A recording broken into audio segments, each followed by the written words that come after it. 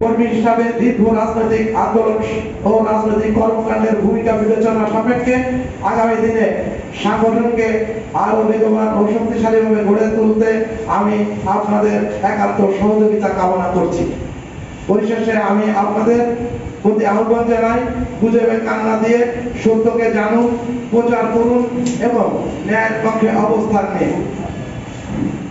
প্রিয় সাংবাদিক ভাইরা, লিখিত বিবরণের সাথে আরেকটু কথা আমি বলতে চাই।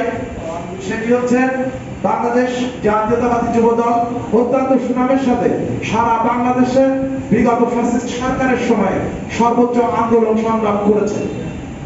প্রিয় সাংবাদিক ভাই বোনেরা, যুবদলের কর্মকাণ্ডে সারা বাংলাদেশে আন্দোলন সংগ্রামে রাজপথে যুবদল, ছাত্রদল, স্বেচ্ছাসেবক দল সহ অঙ্গ সংগঠনের সমস্ত নেতৃবৃন্দ ঐক্যবদ্ধভাবে কাজ করেছে, যেটা বিগত দিনে আপনারা সবাই উপলব্ধি করেছেন এবং আপনারা স্পষ্টভাবে সেগুলি উল্লেখ করার চেষ্টা করেছেন ফ্যাসিস্ট আমলেও।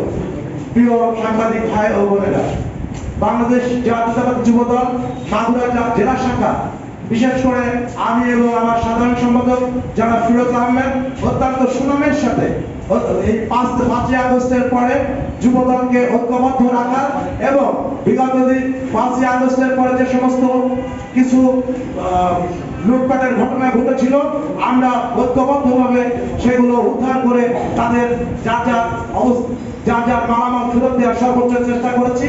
এখানে যমুনা টেলিভিশন সহ মোটরসাইকেল, হিরো মোটরসাইকেল সহ আপনার নতুন বাজারের অনেকগুলো ঘটনায় যুবদলের নেতৃবৃন্দ সেগুলোকে 7 তারিখের পরে জেল থেকে বেরিয়ে 7 তারিখের পরে সেগুলো উদ্ধার করে যার যার অবস্থানে আমরা সেগুলো ফাইন্ড আউট করে আর সমস্ত মালামাল পৌঁছে দিয়েছি।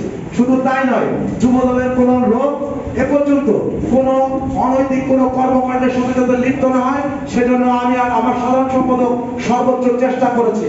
আমাদের যুবদলের এরকম কোন বদনাম নাই যে মাগুরাতে তারা কোনো চাঁদাবাজি, কোনো মাদক ব্যবসায়ী বা কোনো অপকর্মের সাথে সম্পৃক্ত ছিল, এরকম কোনো ঘটনা নাই।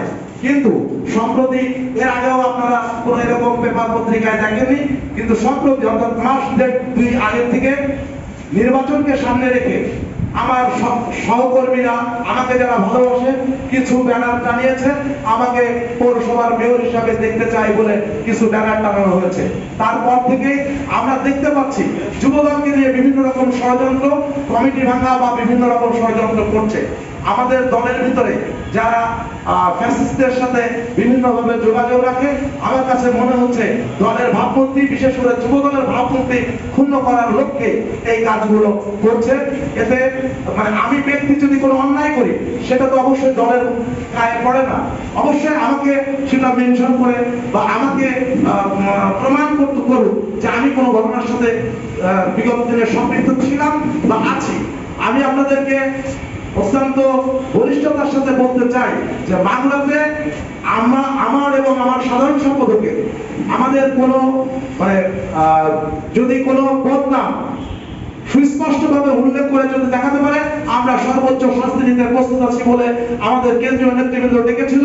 সেটা আমরা তাদেরকে আশ্বস্ত করেছি যে আমাদের বিন্দুমাত্র কোনো বদনাম, আমরা কোনো অন্যায়, অপকর্ম, কোনো চাঁদাবাজি, কোনো দখলবাজি এরকম কোনো ঘটনার সাথে আমাদের যুবদলের কোনো নেতৃবৃন্দ জড়িত থাকলে আপনারা সেটা আমাদের বিরুদ্ধে লিখবেন, তাতে আর যুবদল কি করবে না, সুস্পষ্টভাবে থাকতে হবে, তার প্রমাণ থাকতে হবে।